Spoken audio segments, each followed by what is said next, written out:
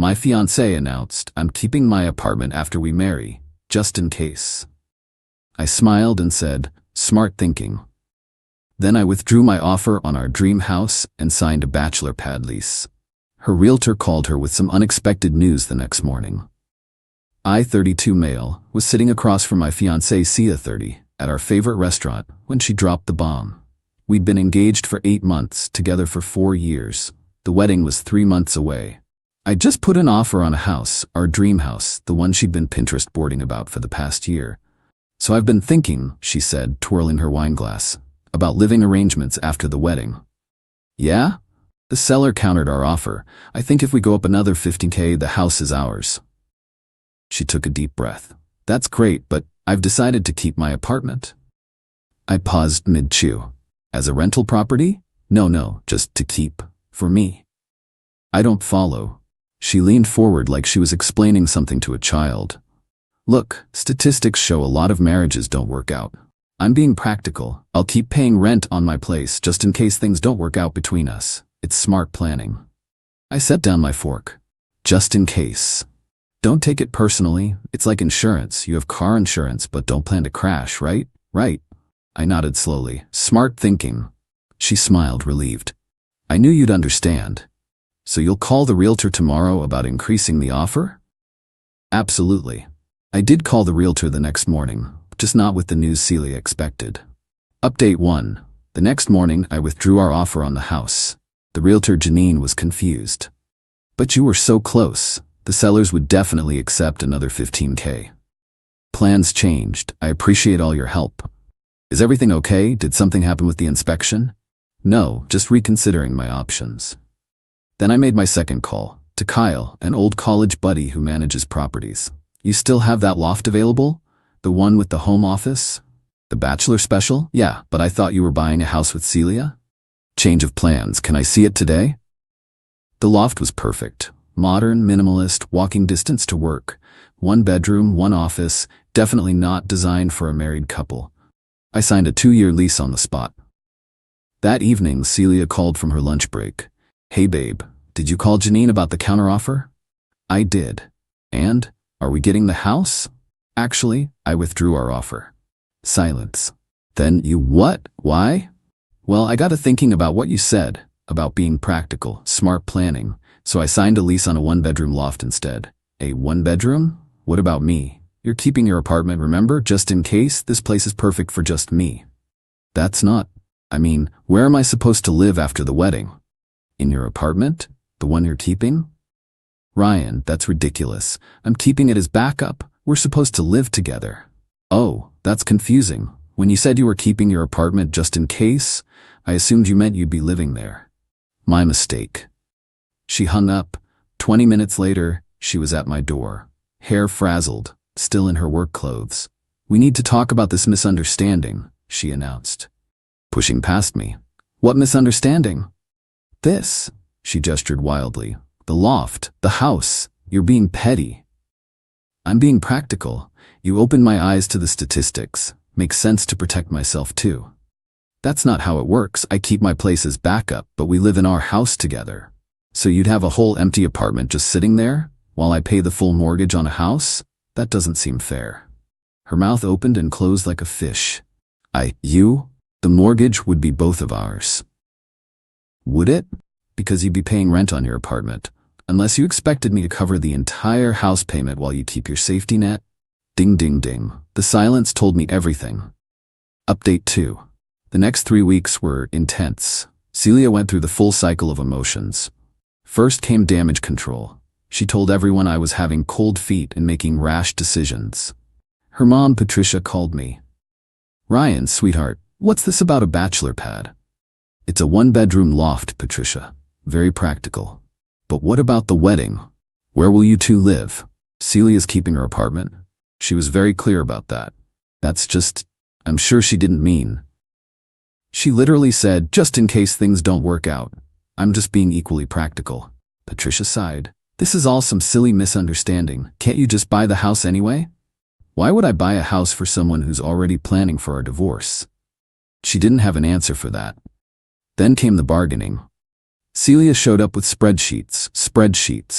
Look, she said, laptop open on my kitchen counter. I've run the numbers. If we split the house payment 60-40, I can still afford my apartment. See? Everyone wins. So I'd pay 60% of the mortgage while you keep a backup apartment?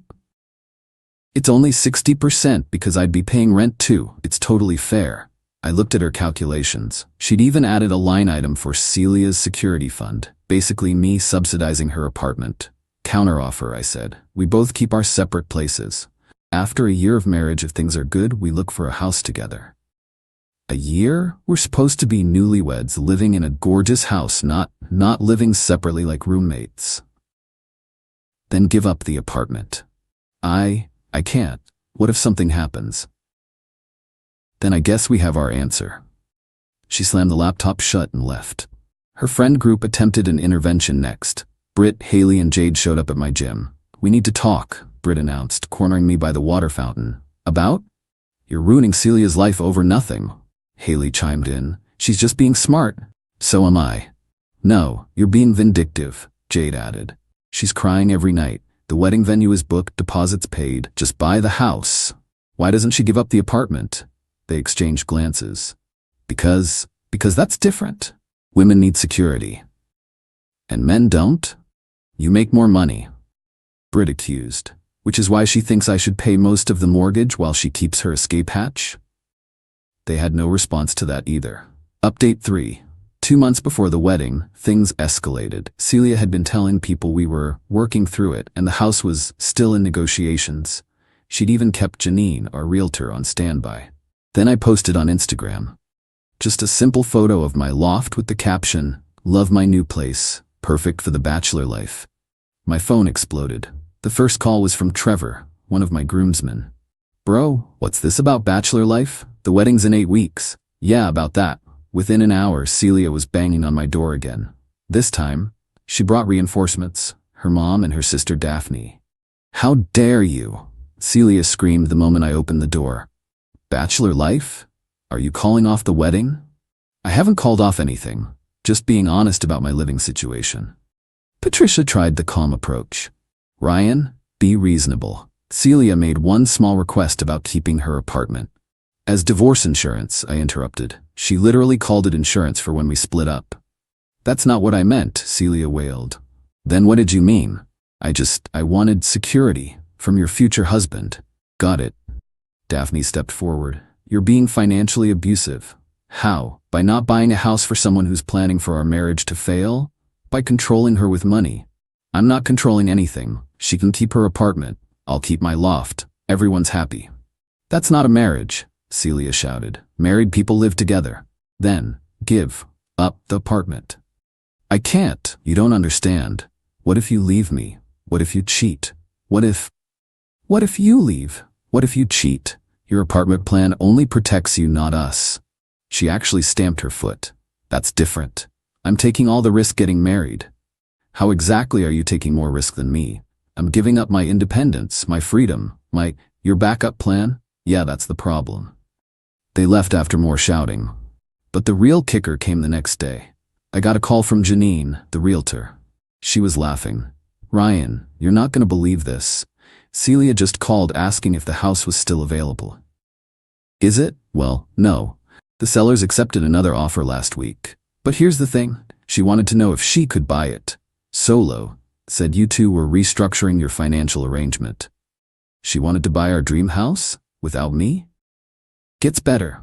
She asked if I knew any programs for first-time buyers with low down payments. When I told her she'd need at least 20% down for a house that size, she asked if you'd already put down a deposit she could use. Are you serious? Dead serious. She seemed to think that since you'd made the original offer, any earnest money was communal property. We're not even married yet. That's what I told her. She hung up on me. Update 4. 1 month before the wedding, Celia had gone nuclear. First, she tried to force my hand by sending out updated wedding invitations. The new ones included the address of our new home, the house I'd withdrawn the offer on, the one that was no longer available. My mom called, confused. Ryan, this address, I thought you said you got a loft? I did. Celia's being optimistic. Optimistic. The wedding's in 4 weeks. I know, Mom. Do you? Because I have 150 people asking me about this house address. The calls poured in, family, friends, co-workers, everyone wanting to know about our beautiful new home. Celia had even created a wedding website with photos of the house from the listing, talking about where we'll start our lives together. I texted her, "You need to tell people the truth about the house." Her response, "Buy it, and it will be the truth. It's already sold to someone else. Then buy a different one. Any house. I don't care anymore. With what down payment? You're keeping all your savings for your apartment. Use your savings. The ones I'm using for my loft and life? Pass." She showed up that night with a stack of papers. "I found the solution," she announced triumphantly. They were loan documents for a house she'd found, a different one, smaller, in a worse neighborhood. The kicker? She'd listed me as the primary borrower without my knowledge. "You started a loan application in my name? It's perfect. The payment is less than the other house. You can afford it alone." "Celia, this is fraud." "It's not fraud. We're getting married. What's yours is mine. We're not married yet. And you're keeping a separate apartment. How is what's mine yours if what's yours isn't mine? Stop twisting things. Just sign the papers." "No." "Then You'll what?" "I'll tell everyone you're abusive, that you're trying to make me homeless. You have an apartment." "That's not the point." "That's exactly the point." She grabbed the papers and stormed out. But not before her final threat. "If you don't fix this, the wedding is off."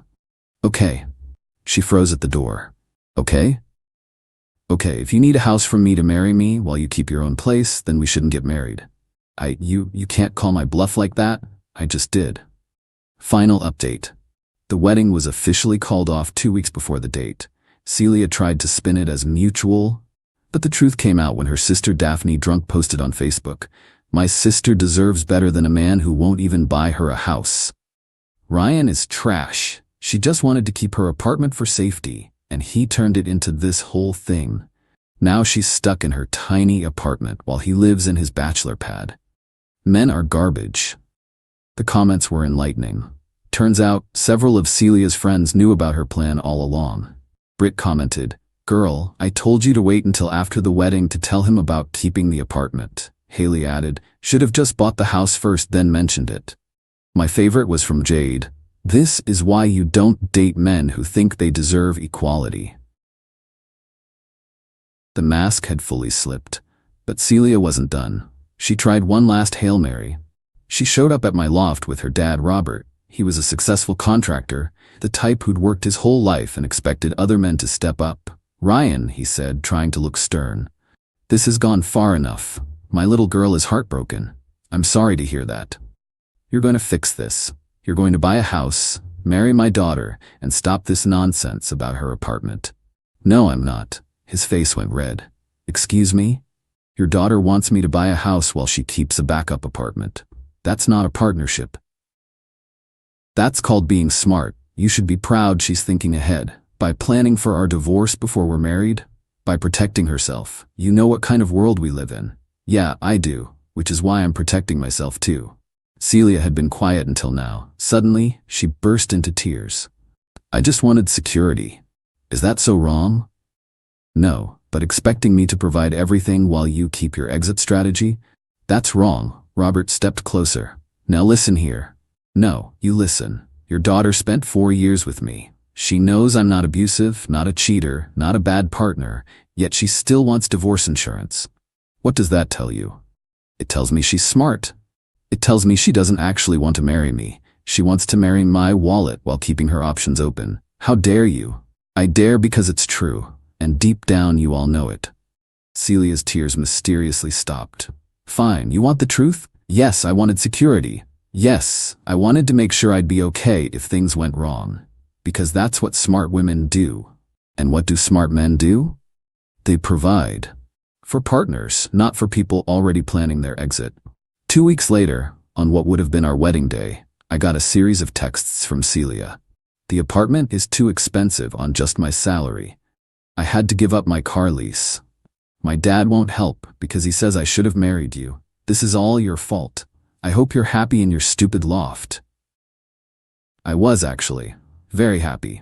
The loft was perfect for my needs. I'd started dating someone new, Wendy from my cycling group. When I told her the story, she laughed and said, "So she wanted you to buy a house while she kept an escape apartment? That's the dumbest thing I've ever heard." Refreshing. Last I heard, Celia had to get a roommate to afford her security apartment.